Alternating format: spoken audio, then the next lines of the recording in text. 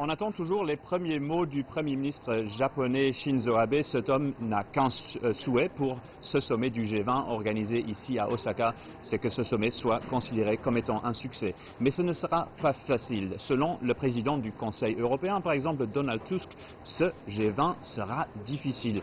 Entre les questions épineuses mentionnées par le président du Conseil européen, il y a la lutte contre le changement climatique, par exemple, mais aussi les tensions croissantes entre l'Iran et les États-Unis et bien sûr la guerre commerciale en cours entre les États-Unis et la Chine. Avant ce sommet, Shinzo Abe, le Premier ministre japonais, avait mentionné que ce sommet du G20 serait fort, ferait un communiqué fort sur le libre-échange, que ce serait une critique contre le protectionnisme et qu'il y aurait une mention très forte pour la lutte contre le changement climatique. Ce ne sera pas facile de convaincre l'administration Trump.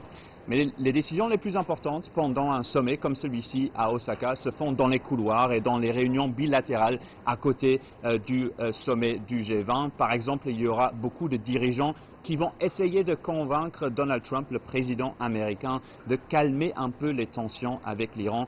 Et ensuite, bien sûr, tout le monde va regarder notamment une réunion bilatérale, c'est celle entre les présidents Trump et Xi Jinping.